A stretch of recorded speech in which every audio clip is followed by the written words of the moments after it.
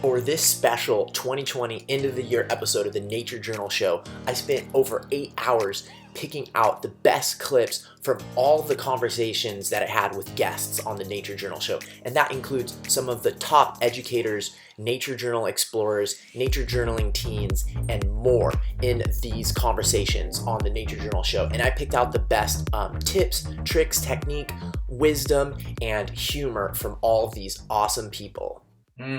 So I am so grateful that this has really turned into a movement. And I just derive so much inspiration from seeing all the work that everybody shares, like the things that you're doing right now, the Nature Journal Club, the International Nature Journaling Week, the conferences. It's just taking off like wildfire. I feel like there is a fundamental need in our human souls to create these personal, deep connections and relationships. So my hope, I see it saving humanity, frankly. We still have access to sort of the greatest organ of pleasure in the human body is this little wad of electric meat that sits right between your ears, right?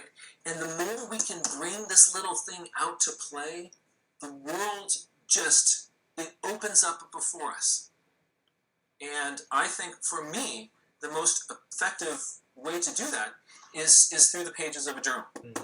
Everybody, and Jack, he's like you could bounce him like a ball. Yeah. He's got so much energy and enthusiasm, and he says some of the most profound and wonderful things to inspire us to love nature and just love being alive. Because otherwise, I get into my normal, efficient, comfortable ways of looking and thinking and seeing. Yeah. The way that kind of gets me to the grocery store and back from the grocery store. Yeah. That's efficient, but it misses the splendor and the beauty of this world. Yeah. And this journaling allows us to pierce through that veil to the undiscovered country. Yay, let's go there. Let's go. So I feel like nature journaling comes out of my pores. You know, it just really feeds me and it excites me. And I incorporate it in all the classes I teach. Nature Journal is a very therapeutic, meditative practice that helps us maintain our health and well-being and our curiosity and our connections to nature. It's a great way to embark on that lifelong learning, right? Because there's infinite things to explore and learn about. Journaling is a priority. So in terms of taking care of yourself, I think of my journal as my me time. So it's like, you know, when I'm cooking dinner and I have the glass of wine as I'm cooking, and that's just this decadent thing that I do for myself. So that is what journaling is to me. I found one of Jack's videos, how to keep a nature journal.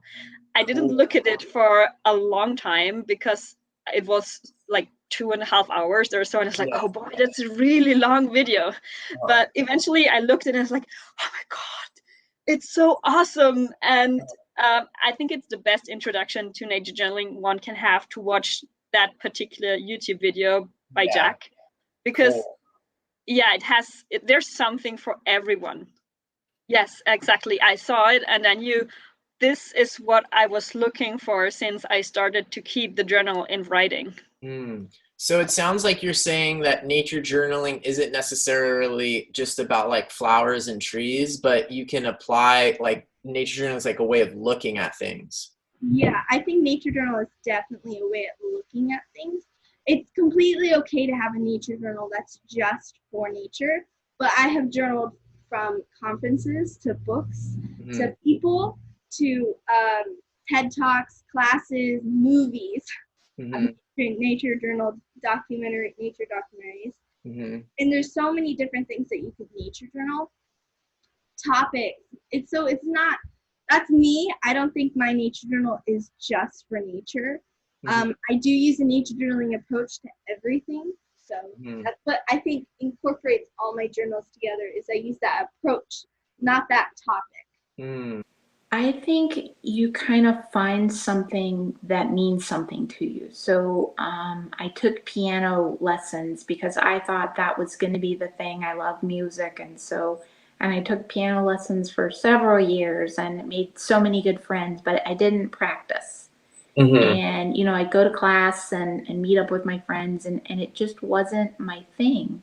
Mm-hmm. So some people it's music, and some people it's poetry. Mm-hmm. But I think another thing is I was seeking a way to connect with nature. And today our world is so busy. And someone not too long ago said they thought busy was a state of mind. And that really just went, I was like, busy, that is just so true. And so I think I wanted nature journaling as a way to be mindful, to stop and to look at the world. And if you're drawing something, you're looking at it and you're really seeing, and I'm not thinking about, these things that I need to do, or my last email, or there's so many things that pick at our attention that we're not in the moment. When we're walking, we're thinking about what comes next. Yeah. Yeah, so I wanted a way to be present and to practice seeing the world. This is huge, and I think about it a lot, and part of me wants to say this is the main reason to nature journal, is that nature journaling helps us fall in love with the planet. And when you're in love with something, you want to care for it. We have a place in nature that everything we need is out there, that it's not something to be afraid of. What do you think is a misconception that most people have about nature journaling? That it has to be perfect. Mm. That it has to be some kind of piece of art. Mm-hmm. And that's definitely not the point.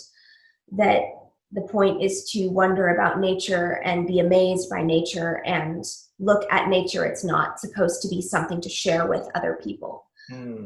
So if you do feel good about a page and you want to share it with people, that's totally fine.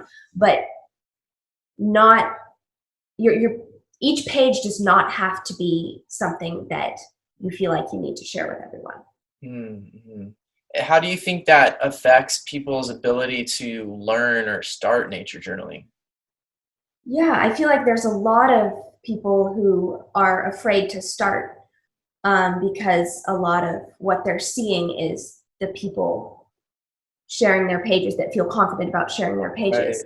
Right. So there's kind of a fine line of what people share, but then also they have things that they aren't comfortable sharing, but in a way that's what they need to share to convince these people who are afraid to start that they can start anywhere, So I think beginners need to remember that what you see online or on nature journal forums or whatever is often people who have been doing it for years, and also their chosen pieces.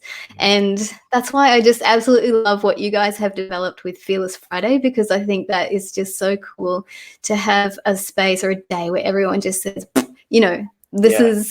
this is behind the scenes, or this is what we haven't curated. And it's a really positive thing, I think, to help people get through. The first time I met Jack was at Wild Wonder, the nature journaling conference held in Pacific Grove last September, I think. And I went to a workshop for teachers that he did at the aquarium. Oh yeah, that was right great. Before the conference. It was a conference kickoff, and I was just so deeply blown away. And it felt like a brother, right? Like he was a brother. He was doing what I was really passionate about, but I was doing it alone. And I had no other friends or comrades or community around me. And so when I saw him, I just, like, my whole heart lit up and was so excited. And I met you there and met a whole lot of people. And I think that was a really important part of my journey, is coming together at a conference with 300 plus other avid nature journalers. That really shifted something inside me. So then you just immediately decide you want to start a nature journal club after that, or? You know what? Actually, during the talk, when Jack was talking, I can't remember exactly what he said. I was really feeling inspired that I really want to be doing this with other people. Like it was important to me that I wanted to share it, and not by myself. And I think it was over the course of the first day of the conference, I think I ran into you, Marley, and you said, "Hey, you should start a nature journal club." And I thought, "Oh my God, I couldn't possibly do that." You know, I'm thinking I don't have the credentials or whatever it is. But then I really got to think about it, and this feeling in my chest just kept, like it was burning, right? Like I felt like, you know, that when you need to just say something. And so I took that as this response that like my system really needs me to do this. So so I walked over to Jack and I said, you know, I really want to do this. You know, how do I get started? And he was so generous with his time, and he sat down with me and gave me lots of feedback on how I could start. And I pretty much rode that wave, that high, you know, that I had from Wild Wonder, and I set up a nature journal club here in my own backyard. There's something so powerful about journaling in a group, and seeing people like heads down all in a group with pens and pencils moving together and being like engaged with nature. And I just find that so positive. And so you live in an area that's the center of technology and technological development, and you work with kids, and you have your own kids too, right? Yeah. So what would you say to parents these days who are trying to bring their kids up and prepare their kids for like these high-tech industries? Do you think, you know, what do you think nature journaling does have a role to play for prepping kids for the future, or do you think it's sort of antiquated? No, I mean, I think the sort of focus, right? I think focus is a skill that that is really needed, and even needed in like the fields that are really techy, right? Right. Like, because you know, it's one thing if you can relate to all of this technology and the fast pace of it, but to really be a focused thinker and observer is really what a lot of these companies want in the end, right? I also think that kids are just hungry for it, and so if it feeds a part of them that they're hungry for, then it's doing them a benefit, right? Like you want reality, you can't handle reality. There's just too much going on at once for our brains to really absorb. So you start to get it out onto a piece of paper, and then you can, your brain is able to actually do a lot more because you're downloading a lot of your process, your thinking, your observations to a piece of paper. Yeah. You know, I believe that it helps with every area of study because you're talking about the habit of attention. I think really teaching those observational skills is a huge way to develop a habit of attention. Yeah, I think it's a good tool to learn how to think as well, that it's not just an art project. It's also training you to ask questions. It's training you to observe more deeply, which are skills that can be applied across many different professions, regardless of what you're going to do when you grow up, you know? So it's not just going outside and drawing a bird and going home. Like, you can do so much more with it, and it's really training you to think. And I think that's really what makes it worth people's time, is that it's a way to train your brain to look more deeply at things. And so I think for any scientist, especially as we get into kind of the more frenetic, fast-paced world, that ability to classically focus and ask questions, I think it broadens your ability to think scientifically. Even somebody who would be a chemist, right, to sit and actually try to think about those ideas and write them out and ask maybe what might seem like outrageous questions. Yeah. The best way to think of it is scientific illustration gives almost like a breath of clarity to something that is there. So of course you can take a photo, but the photo, it treats all things equal. So the photo, being what it is, it can't speak to you and say, but look at this in particular, or really, this is what you should be looking at more, as opposed to a similar subspecies that has such and such feature. with scientific illustration, you have a bit of leeway to manipulate what you're telling your viewer. The scientific illustration at the moment has the edge, and it's just the way our brains work. It's something that evolved to speak as clearly as possible on the appearance of something. And photos are plagued by their honesty. What kind of advice would you give to someone who doesn't feel confident yet? Just to have fun and go out and find something that interests them and draw it and geek out about it and ask some questions and write some observations. And it's mainly about having fun, that it's not about the beautiful page. And if you share that story on the Nature Journal Club page, of post this page and say, I'm not that great at drawing yet, but I had a lot of fun with this page, and here's the story of how I found this particular leaf, and it had this little mark on it, and I was wondering what that was, and then I noticed these little caterpillars on the tree, and tell us the story, Right. and why it was fun for you. What would you say are some philosophical tips or mindset tips that you would give people to help them when they're getting started? Breathe. So when you go out and you get ready to start doing something, this is something I learned in my Asian art class. Before we ever take a stroke, the teacher will say, take a deep breath. And then Wow.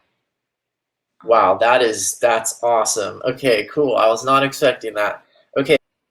I would say to just do something. Do whatever you can, because starting is the hardest part. So don't worry about things being perfect. If you have young kids, paint's going to go everywhere. Just roll with it.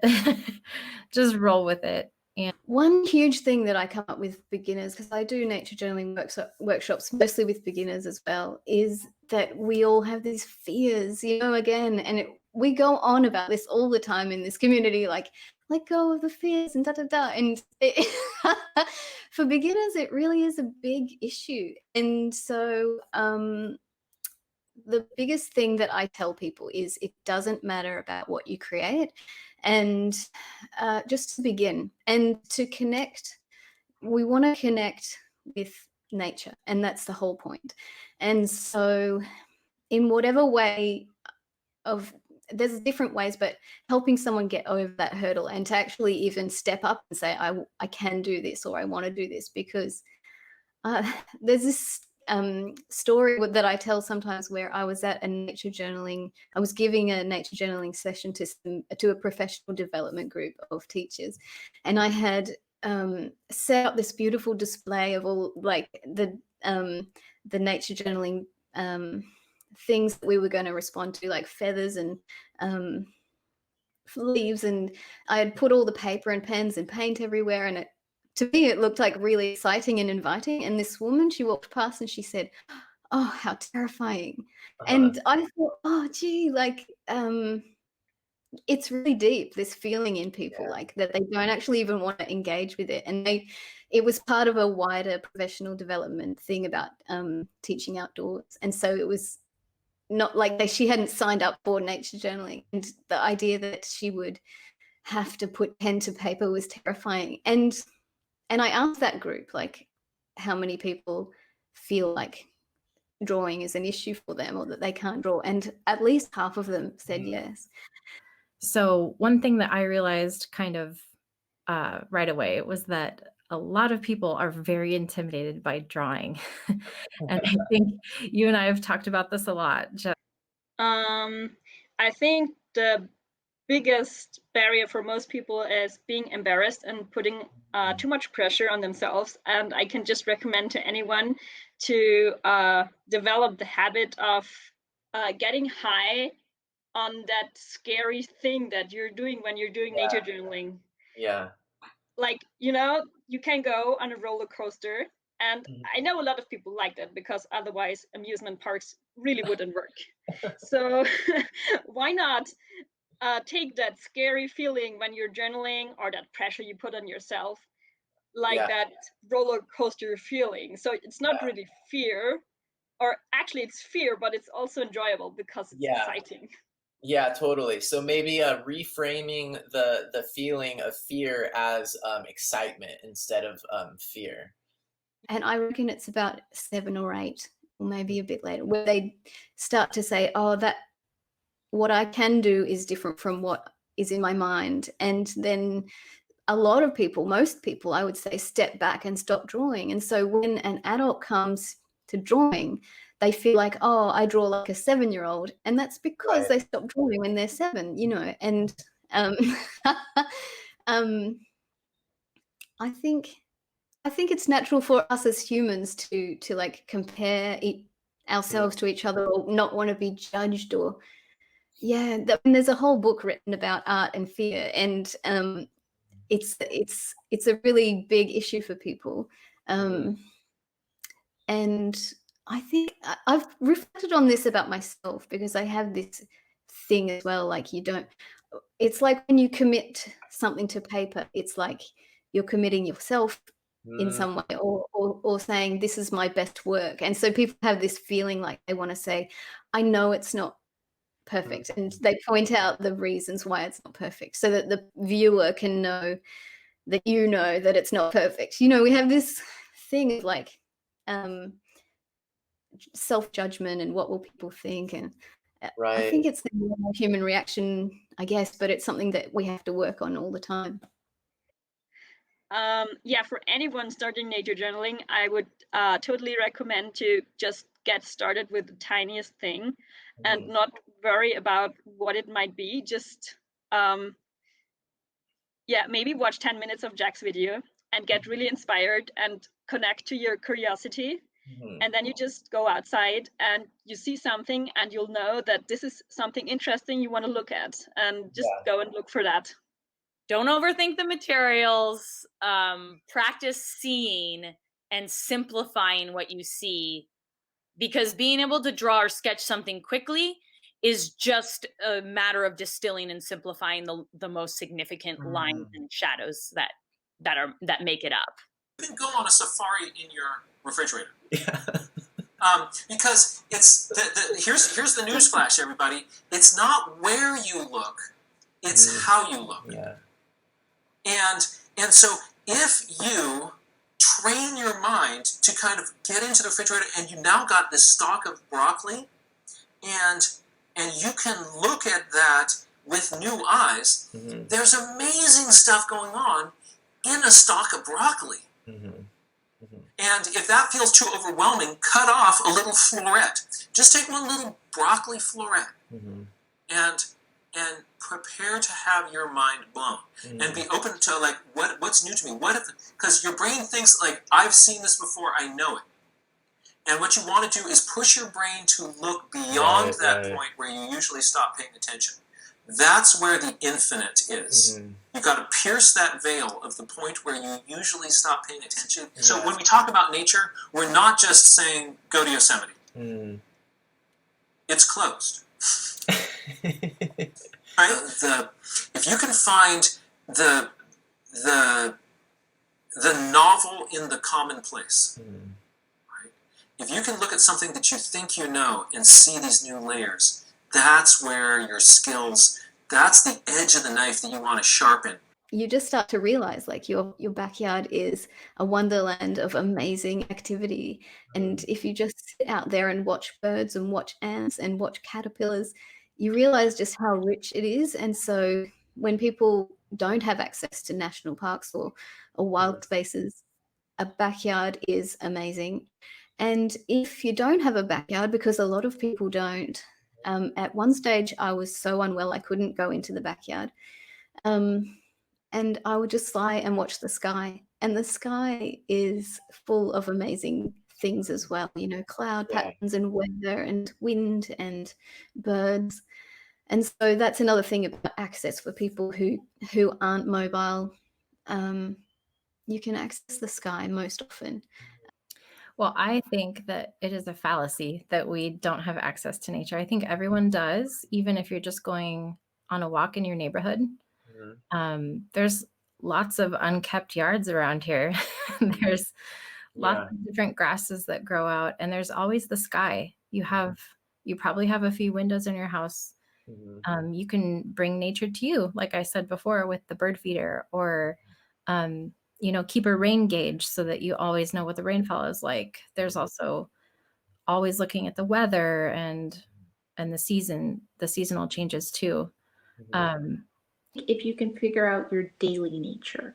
So there's nature with the big N, and that's like, the trip to the beach and the trip to the local park. But in your house, you might be able to look at the moon or the stars, and I've done all of these things. Or, okay, so this was seconds. I was, just looking outside. We were doing a nature journal on clouds. And so I wanted to see what happened with the clouds over the course of the day. So, I just followed the course of the clouds for the day.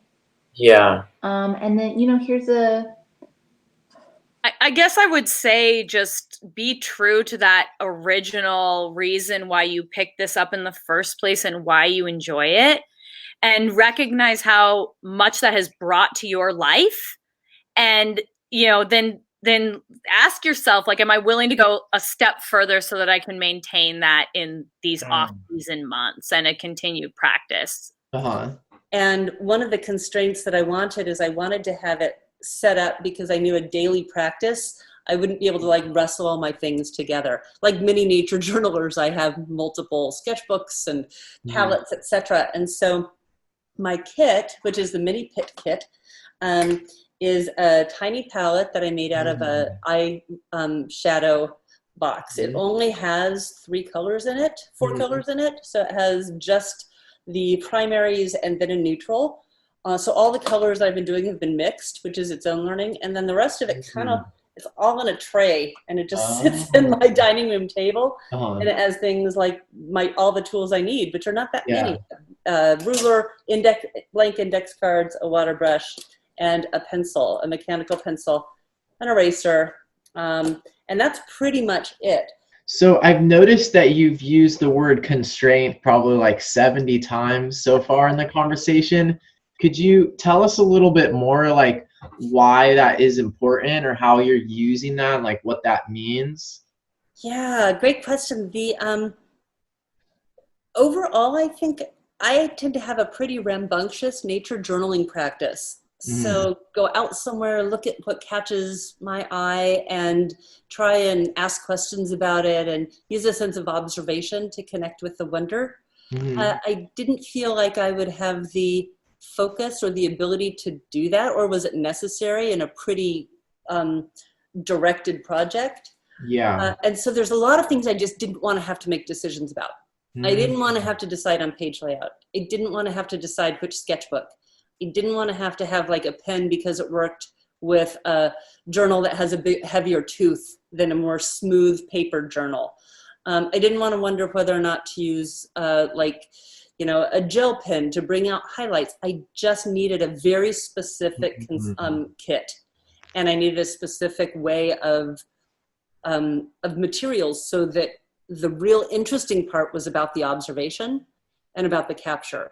And what I learned by doing something fairly consistent is I didn't know I was being consistent. Like I started out much more inventive. Like, I don't know how I'll capture this one thing. Like the first route map I did was very, I'm like, this is the interesting part, so I'll just draw that. I didn't know that that was becoming a series, but since then there's been like the second route map, and then the third, and then the fourth. And now I have the ability, because I was fairly consistent, to start to say, what's really going on here? What grew faster? What was the form of how the growth worked? But then I noticed over time, the very tip of the root had this whole galaxy of weird gunk around it. And I'm like, is it healthy? Like I don't grow plants. I don't have kids. I don't have pets. So I don't grow things. And so I'm like, is it dying? Are we okay here? And it turns out later on, I learned that root gunk is part of the root growth system. And it's sloughing off these cells as part of the apical meristem for a root. So now I have a language and an understanding. And then that broader understanding allowed me to do things like this, which is this is what the life cycle of at least an avocado root looks like. And I've seen this emerge through the second generation roots and the third generation roots as well, that I know what to expect, and therefore I can kind of watch for it. And that just enhances the excitement of seeing it start to happen. Hi. Yes, I think the main thing about nature journaling is when you're teaching it, there's so much stress that it needs to be good, and it needs to be like school related and school work. Honestly, I think it just needs to be fun. And my mom and I taught a class, and the only thing that was really school on it was it needs to include 2 facts, 2 I notices. What do you notice about it? So that it's fun, but there can be educational parts to it too. And the educational stuff, I think, is what you notice, your questions, like that. So just don't worry yourself too much. Don't have too much pressure, because then it affects your nature journaling page. There's been times where I was like, I'm so nervous, and you can tell on my page that I'm not like in my zone.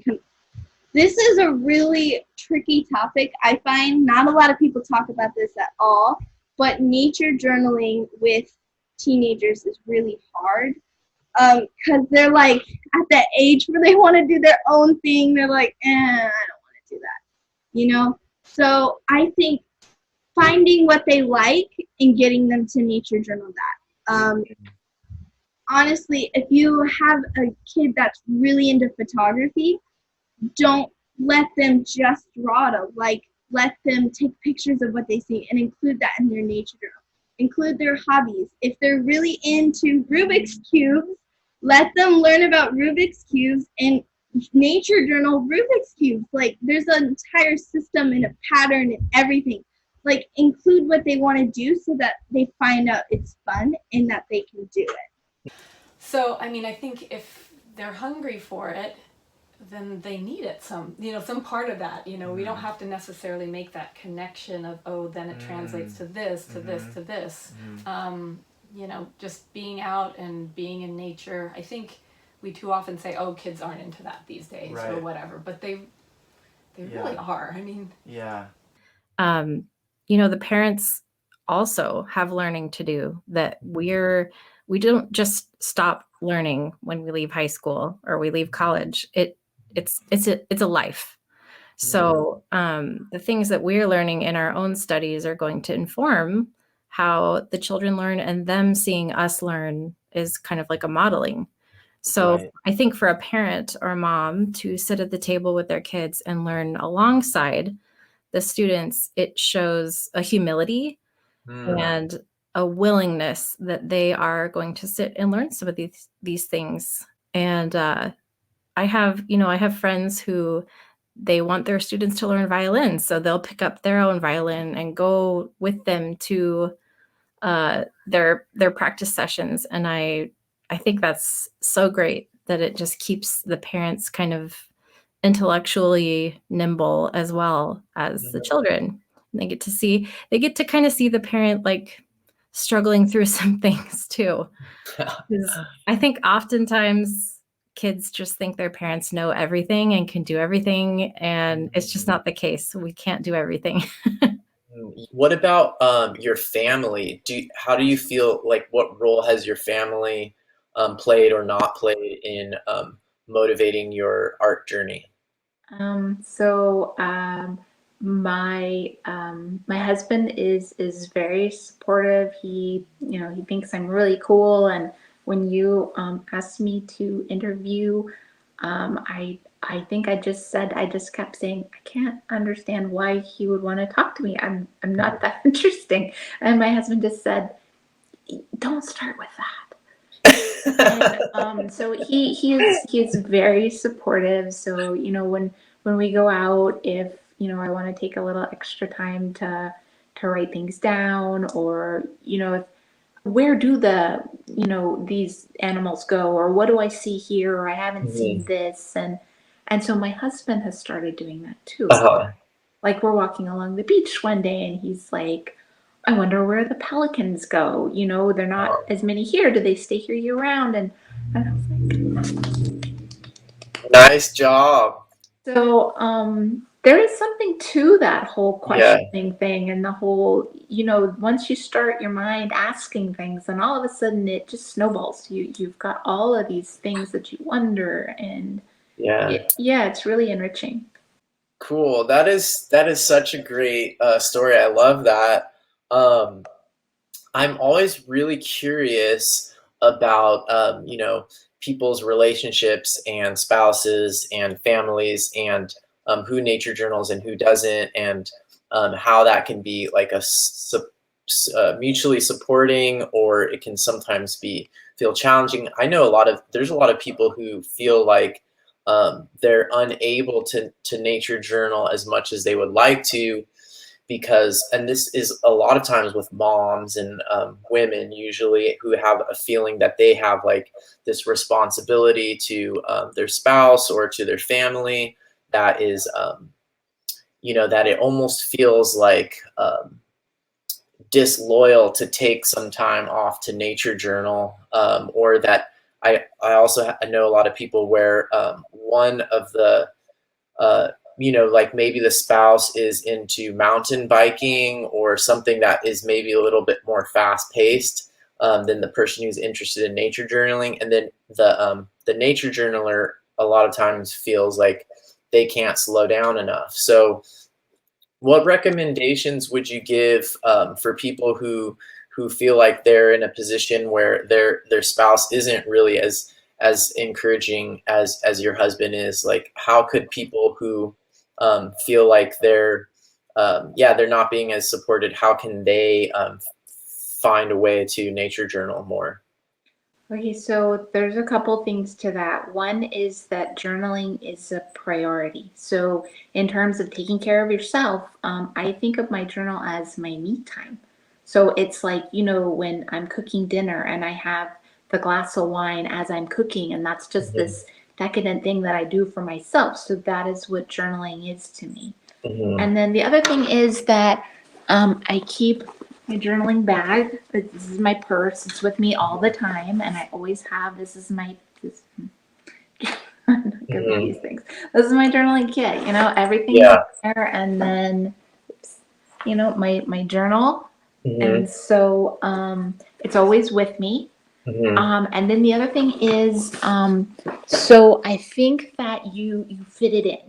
So there's different ways you can do that. So it's, you kind of have to figure out like what your, if you have 10 minutes or 20 minutes, then that's what you have, and that's fine. And so I have days where, you know, my nature journal, and I keep an illustrated journal, so what I write in my journal is really, it's my day, and it might be that I saw an osprey, or it might be that, you know, we went snorkeling. And if it's only a sentence, then it's a sentence. And some weeks, you know, one page is a whole week, and then other. And you have a kid, right? Oh yeah. So tell me, how do you make time for your nature journaling? Well, one thing that I do is I try to put away the pressure that comes around taking a long time sitting in the same spot. Okay. So I tell myself that if I have only 3 minutes to do a drawing, use those 3 minutes. Okay. And so, like, if I only have time to draw maybe one plant or two plants or something like that, or even something that I'm questioning, even if it's just a quick sketch of it, and to try to just get into it as fast as possible and don't worry overly much about time. And one thing that has helped me is journal about that. Like, journal about how often you're journaling, what you have been sketching, what is it that puts you down, what is it. So just writing a note of those things will help you be more aware. And because you're spending more time thinking about it, because you're putting an entry every time you don't journal, or when you journal and feel bad, it helps you be more aware of how often you want to do it, and you just end up doing more of it. I think one big thing for diversity and for encouraging that exchange would be to have people who understand English very easily and who are very engaged in the nature journaling groups of other languages to work as some kind of a, like, not straight away translator, but as a point for cohesion. So those people could maybe, they see a new concept emerging in their native group, and they can then say like, oh, this is such a great concept, why don't we tell other people about this concept? And so that way things that are generated in one language can flow into another. Yeah, I use circles to point out the details. I don't know how I got started with it, but now I use it mostly because it helps me avoid thinking about layout. So I start somewhere with something, and then I just put a circle around it, and then if it's the same topic, like it's a detail, I just put other circles around it and join it to show that it's kind of connected together. Right. And yeah, and if it's not connected together, then of course the circles are separated. So when I look back at my old journals, they're like pages of written information with isolated, like very careful drawings in pen with like this really fine stippling. And I was trying to like make it just look as absolutely scientifically accurate as I could, and I probably was spending way too much time on each drawing. And I was also very limited in what I would choose to draw, because for years I would only draw what I could hopefully perfectly capture. And so I started exploring a little bit more with like opening up, trying some different media, some field sketching. And then probably about 5 or 6 years ago, I started doing teaching artists in the schools here. With nature journaling. And at that time was right when I found John Muir Law's book, Nature Drawing and Journaling. And I was like, oh my gosh, there's a template or something a little bit more like, and having a science background, I never studied art or the fundamentals of visual art. So taking that step back and thinking, okay, let's really look at this from an artistic perspective. How do you construct a drawing? Like that never occurred to me before. And so now what I really try to do when I go out is I try to capture like the feeling of where I am. I try to get that essence. Like, how will I remember this place if no one else could, come here and see it? How could I interpret it to them? Yeah, I hear what you're saying about that conflict of experimenting or start a new journal without finishing another one because you thought you might like that one better.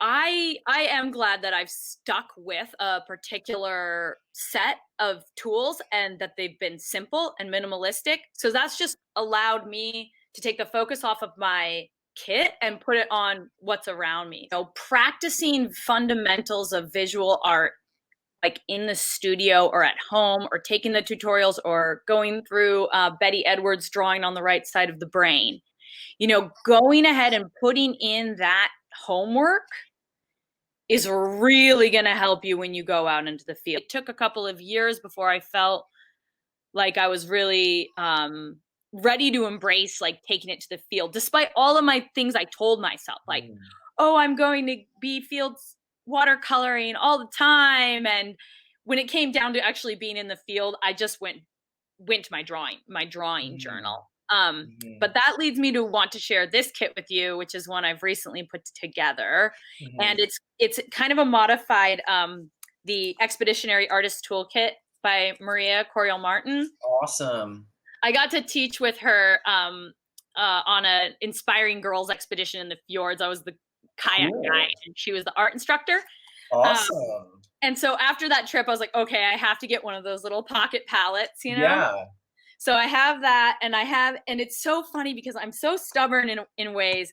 When I first got this kit, I think like the first thing I did was like disassemble it all and rebuilt it for what I thought was going to be better for me, but I just didn't end up using it. And now that I practiced studio watercolor, totally separate, big palette, big paper, all that stuff, now I'm back to going to like, let me take this to the field. And I'm looking at her kit and I'm like, oh, these are all the right things that you would want. Like, why did I try to reinvent what she knew all along? So I have the water brush, even though I really love my other brushes more.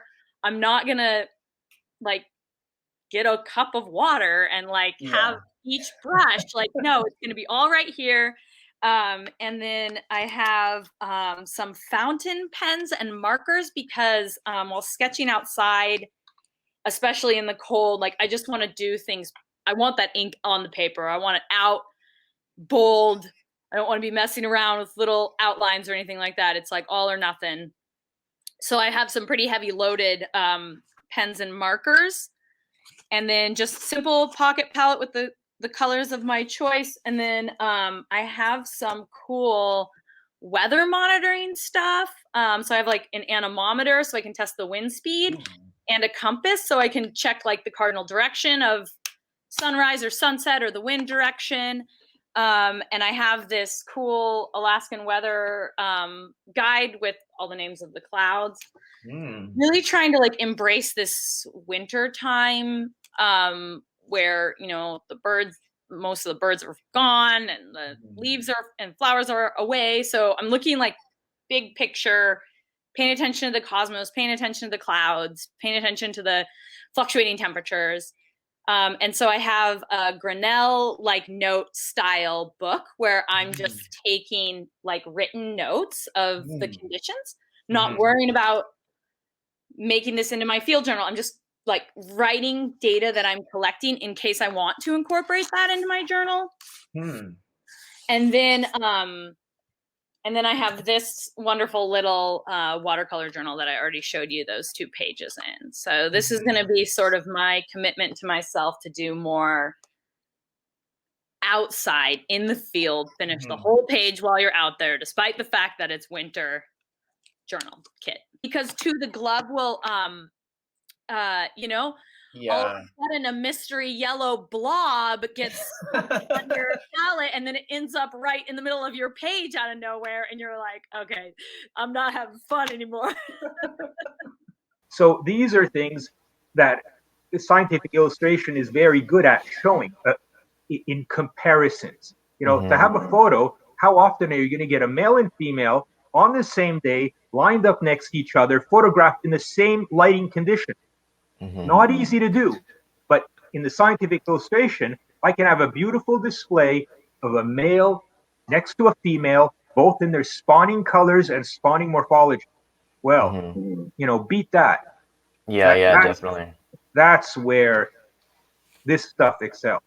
You said on in your Fine Art America site that there is no pleasure in the creation process of such art because of how long it takes. Once finished, however, the sensation is euphoric. And so could you explain that a little bit more about like what you value in the process and how to motivate? Because, you know, if I were a beginner in this field and I heard someone say that there is no pleasure in the process, I don't know how, but at the same time, you're saying that that process and sticking to that is really what got you to where you are today. Could you just talk about that a little bit? Yep. And believe it or not, that's actually understated. So this is a good question. Journaling is great because it's such an immediate reward. You're interacting with that world, and in a short matter of time, you get the reward of having recreated in a storytelling way, like you do, what you've gone through. You know, so that it's hard to lose interest even in the process, something like that. What I do is so lengthy, so tedious, it's so technical that it goes from hours into days and the days into weeks. And you don't really see that much progress, or you hate the way it looks. And then on the last 2 days out of 20 days, it all starts to come together. And that, you don't know how many times I'm on the verge of giving up on a drawing. I hate it, but I keep at it. And then the magic starts to always happen on the, you know, the 1 minute to midnight kind of effect. And you just have to keep at it, and it all eventually comes together. But there's so many layers I'm building up, so many details that I'm drawing in, and finally they all meet in this beautiful way, and you have what I showed you. Well, that it's rewarding, almost a relief more than anything. And it's a high for sure, because it was all worth it. All that effort for so long came to something. Now, I'm not always pleasantly surprised. Sometimes it's just finished, but often, it's almost drug addiction like, so that I keep having to do this, do this, do this. But what's the high? Well, the drug addiction is the scientific illustration, but the high is few and far between, and it's the moments of the culmination, the finishing of that effort. Wow, that's really cool. That is super interesting. So just last question here for people who are, nature journaling at home, and maybe don't have access to such amazing spots as you do, or are trying to also just kind of build their skills in this way. Some of the that precise work sounds kind of intimidating, but what kind of just words of motivation would you give for people who are just getting started, who want to draw fish more, want to learn more about fish? Any kind of just basic tips or motivation for people? Well, if you're like me, I pity you, and those of you who know who you are, if you're into this kind of drawing. But then you have to do it, and good luck. But really, it doesn't have to be so stringent.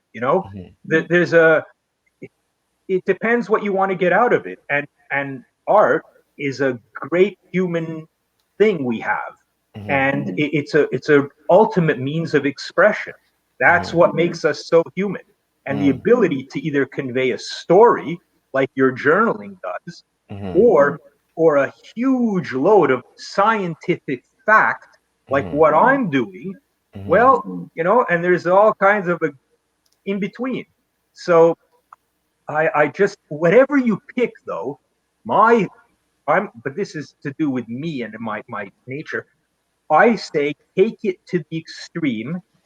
Try to be the best you can be. My motto to myself is, it's absolutely not worth doing unless I can be the best in the world. Now, that's a little extreme, but you see, that's the kind of drive some people like me need to have to keep at it. For some people, it's therapy, nothing more. It's therapeutic. And I understand that. And for some people who are kind of insane, well, I'm an example of what you can do with very little talent, but sticking to it and trying damn hard. That's all. What do you think the future, or where do you want to see nature journaling as like a movement or a practice go in the future? Yeah, well, I think, I've avoided speaking about it thus far, but I have to say that the climate situation is dire right now. Alaska is warming over twice, maybe 3 times the rate of the lower 48. We can see it everywhere.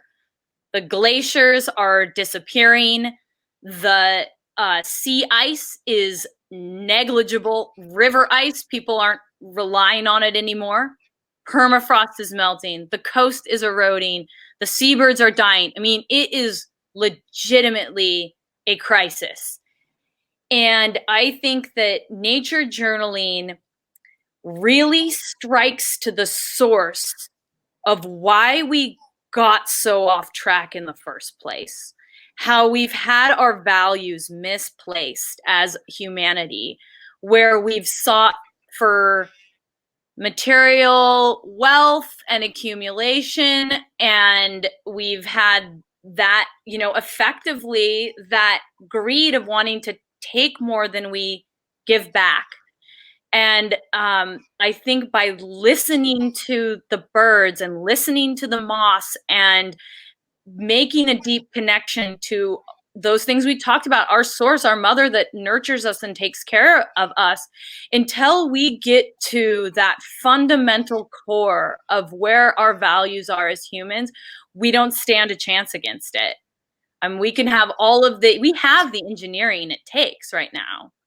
We just don't have the placed values. So I am so grateful that this has really turned into a movement. And I just derive so much inspiration from seeing all the work that everybody shares, like the things that you're doing right now, the Nature Journal Club, the International Nature Journaling Week, the conferences. It's just taking off like wildfire. I feel like there is a fundamental need in our human souls to create these personal, deep connections and relationships. So my hope, I see it saving humanity, frankly. Thanks to all the amazing guests that have been on the Nature Journal show. And I couldn't fit everybody into this video. It already took so long just to put together these clips. And I didn't put in all the people that were on the live shows. So definitely be sure to check out this playlist where you can see all of the live episodes. And thank you so much to all of my Patreon patrons who have supported me and helped me do this work this year. And I can't wait to make a ton more episodes, maybe even break this year's record. We did over 70 episodes this year. So hopefully even more and better ones in 2021. Bye.